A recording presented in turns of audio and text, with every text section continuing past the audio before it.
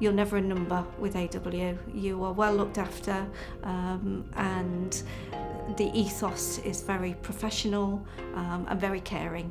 So we have a charitable organisation called Ben, where people that are struggling, I can refer them, and we also have our own now health and wellbeing scheme where there's a 24/7 helpline that they can contact with any problems that they have, and they also know that they've got me as a port of call for any issues.